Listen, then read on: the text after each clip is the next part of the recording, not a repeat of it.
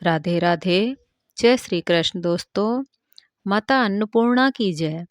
आप सभी पर माँ अन्नपूर्णा का आशीर्वाद सदैव बना रहे। आज हम माता अन्नपूर्णा की संपूर्ण कथा का श्रवण करेंगे। मार्गशीर्ष के महीने में 21 दिनों तक चलने वाला माँ अन्नपूर्णा का यह व्रत बहुत ही चमत्कारी है। इस व्रत को लोग अन्नपूर्णा माँ का धन्यवाद करने के लिए एवं उनकी कृपा पाने के लिए भी रखते हैं। माँ अन्नपूर्णा की पूजा करने से और इस दिन व्रत रखने से हर प्रकार की सुख और धन धान्य की प्राप्ति होती है। घर में कभी भी अन्न और धन की कमी नहीं रहती। जो लोग किसी कारण से पूरे महीने 21 दिनों का उपवास नहीं रख पाते हैं, तो ऐसे में यदि मार्गशीर्ष की पूर्णिमा के दिन अन्नपूर्णा माँ का आशीर्वाद प्राप्त करने के लिए व्रत रखते हैं और व्रत की कथा पढ़ते हैं, सुनते हैं और विधि विधान से अपने रसोई घर की पूजा करते हैं, अन्नपूर्णा माँ का भोग लगाते हैं, उन्हें भी 21 दिनों के व्रत के पुण्य फल की प्राप्ति होती है। इस बारे में पुराणों में जो कथा प्रचलित है, उस कथा के अनुसार प्राचीन समय की बात है। काशी निवासी धनंजय की पत्नी का नाम सुलक्षणा था। वैसे तो उन्हें सारे सुख प्राप्त थे, केवल गरीबी ही उनके दुख का एकमात्र कारण थी और ये दुख उन्हें हर समय सताता रहता था। एक दिन सुलक्षणा ने अपने पति से कहा, स्वामी, आप कुछ व्यवसाय कर लो तो काम चले। इस प्रकार बैठे बैठे कैसे काम चलेगा। सुलक्षणा की बात धनंजय के मन में बैठ गई और उसी दिन वह भगवान शंकर जी को प्रसन्न करने के लिए बैठ गया और कहने लगा, हे देवादिदेव विश्वेश्वर, मुझे पूजा पाठ कुछ भी नहीं आता। मैं तो केवल आपके पैरों में बैठा हूँ। ऐसा कहकर विनती करते हुए वह 2 दिन तक भूखा प्यासा बैठा रहा। ये देखकर भगवान शंकर जी ने उसके कान में अन्नपूर्णा अन्नपूर्णा अन्नपूर्णा इस प्रकार 3 बार कहा। यह कौन क्या कह के चला गया। अब धनंजय इसी सोच में पड़ गया।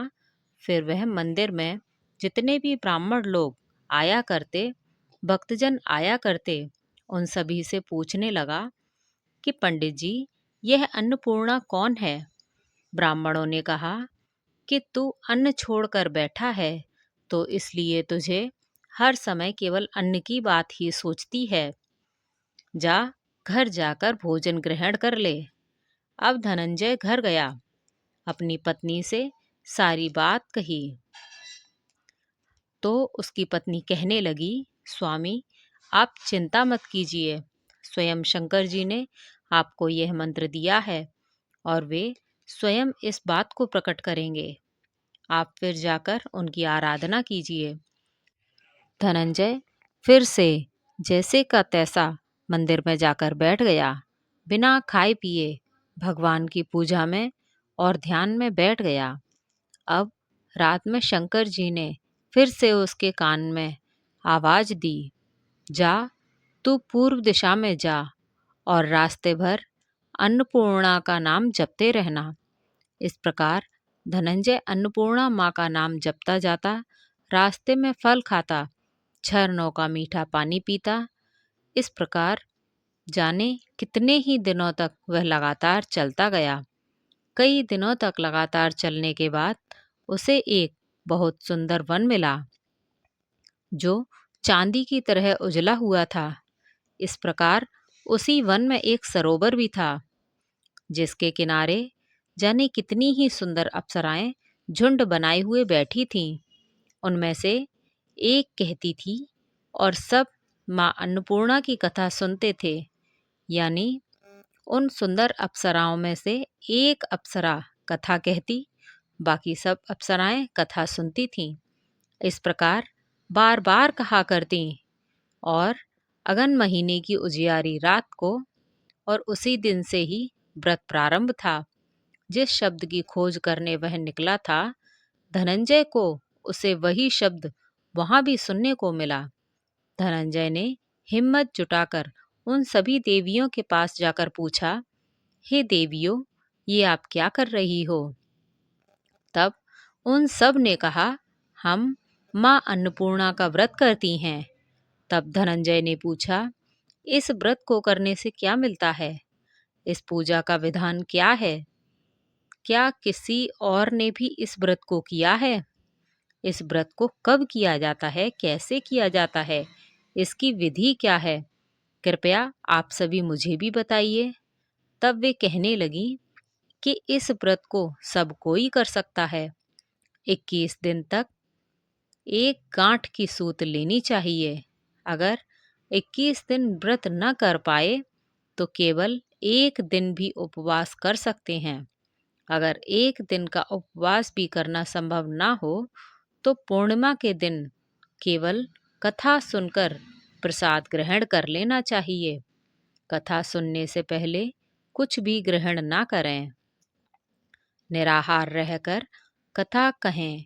कथा सुनने वाला अगर कोई भी ना मिले तो अपने सामने पीपल के पत्तों को रखकर या सुपारी या फिर ग्वार पाठे के वृक्ष के सामने बैठकर या दीपक जलाकर या फिर सूर्य, गाय या तुलसी जी या महादेव जी को कथा सुनाएं। मुख में दाना न डालें। अगर भूल से भी कुछ मुंह में चला जाए तो फिर एक दिन का उपवास फिर से करें। व्रत के दिन क्रोध ना करें, झूठ ना बोलें। धनंजय बोला, इस व्रत को करने से मुझे क्या लाभ मिलेगा?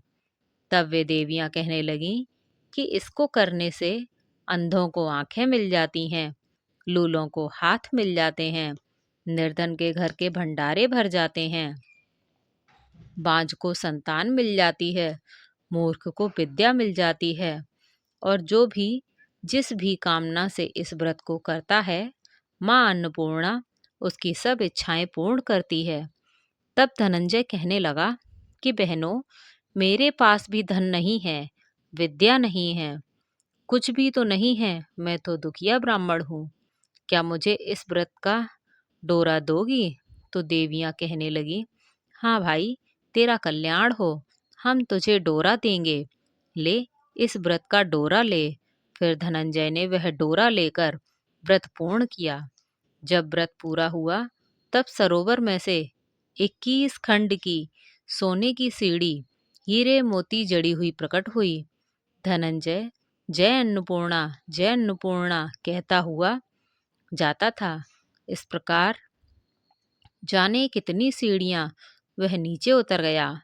जब नीचे उतरा तो उसने देखा कि करोड़ों सूर्य से प्रकाशमान माँ अन्नपूर्णा का मंदिर है। उसके सामने सोने के सिंहासन पर माँ अन्नपूर्णा विराजमान हैं। सामने भिक्षा के लिए शंकर भगवान खड़े हुए हैं। देवांगना चवरिया बांधकर पहरा दे रही है।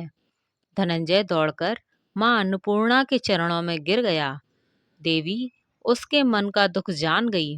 धनंजय कहने लगा, माँ, आप तो अंतर्यामी नहीं हो, आपको अपनी दशा क्या बताऊं? माँ कहने लगी, तूने मेरा व्रत किया है, जा, संसार तेरा सम्मान करेगा। तब माँ अन्नपूर्णा ने धनंजय पर बीज मंत्र लिख दिया। अब तो उसके रोम रोम में विद्या प्रकट हो गई। इतने में ही धनंजय ने देखा, वह तो अपने घर के सामने खड़ा है। अब वह घर आ गया। माँ अन्नपूर्णा का वरदान अपने साथ लेकर आया। अपनी पत्नी से उसने सारी बात कही। माँ अन्नपूर्णा की कृपा से उसके घर में सुख और संपत्ति, धन का भंडार भर गया। छोटा सा घर बहुत विशाल घर में परिवर्तित हो गया। अब धनंजय की कोई संतान नहीं थी। अब वो सोचने लगा कि इस कमाई को कौन भोगेगा। सुलक्षणा के तो कोई संतान ही नहीं है। इसलिए उसके नातेदारों ने कहा, तुम दूसरा विवाह कर लो। मन ना होते हुए भी धनंजय ने दूसरा विवाह कर लिया और सती सुलक्षणा को सौतन का दुख उठाना पड़ा। इस प्रकार दिन बीतते गए। फिर अगले साल अगैन का महीना आया। सुलक्षणा ने अपने नए बंधन से बंधे हुए पति से कहा कि अगेन का महीना आ गया है, चलो माता अन्नपूर्णा का व्रत करते हैं। तो पति ने मना कर दिया। तो उसने अपने पति से कहा कि ये माता अन्नपूर्णा का ही प्रताप है जो आज हम इतने संपन्न और सुखी हैं। सुलक्षणा की बात सुनकर धनंजय उसके यहाँ आया और व्रत में बैठ गया। नई बहू इस व्रत को जानती ही नहीं थी, उसको कोई खबर नहीं थी। वो तो धनंजय के आने की राह देख रही थी। दिन बीतते गए।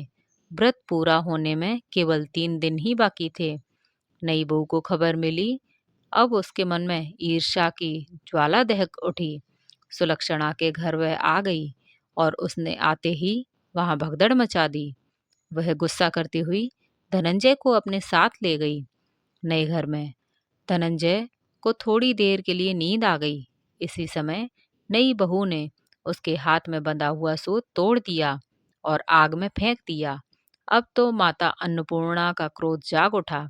घर में अचानक आग लग गई। सब कुछ उस आग में जलकर भस्म हो गया। सुलक्षणा और पति को फिर अपने घर में ले आई। उधर नई बहू रूठकर अपने पिता के घर जा बैठी। पति को परमेश्वर मानने वाली सुलक्षणा बोली, नाथ, घबराना नहीं। माँ की कृपा तो अलौकिक है। पुत्र कुपुत्र हो जाता है, लेकिन माँ कुमाता कभी नहीं होती। अब आप श्रद्धा और भक्ति से माँ अन्नपूर्णा की आराधना शुरू कर दो, वह जरूर हमारा कल्याण करेंगी। अब धनंजय फिर से माँ अन्नपूर्णा की पूजा करने लगा। उसी प्रकार उसने पूजा की। फिर से वही सारो सीढ़ी प्रकट हुई। उसमें माँ अन्नपूर्णा का नाम लेकर उतर गया। वहां जाकर वो माँ के चरणों में रोने लगा। माँ प्रसन्न होकर बोली, ले, ये मेरे सोने की मूर्ति ले, तू उसकी पूजा करना, फिर तू सुखी हो जाएगा। जा, तुझे मेरा आशीर्वाद है। तेरी पत्नी सुलक्षणा ने श्रद्धा भाव से मेरा व्रत किया है, उसे मैंने पुत्र दे दिया है। धनंजय ने आंखें खोली तो फिर से अपने आप को घर के आगे पाया। वह अपने घर के अंदर गया। इधर सुलक्षणा के दिन चढ़ गए थे। वह गर्भवती थी। 9वां महीना पूरे होते ही उसके घर में पुत्र का जन्म हुआ। गांव में आश्चर्य की लहर दौड़ गई। उसके घर में फिर से सुख और संपत्ति का भंडार भर गया। सभी लोग माँ अन्नपूर्णा को मानने लगे। इसी प्रकार उसी गांव में निसंतान सेठ ने भी माँ अन्नपूर्णा का व्रत किया, जिनके प्रभाव से उसके घर में भी पुत्र हुआ। तब उसने माँ अन्नपूर्णा का विशाल मंदिर गांव में बनवा दिया।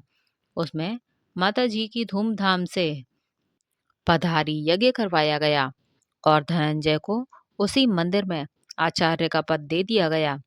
धनंजय को जीविका चलाने के लिए मंदिर की दक्षिणा और रहने के लिए बड़ा सुंदर सा भवन मिल गया।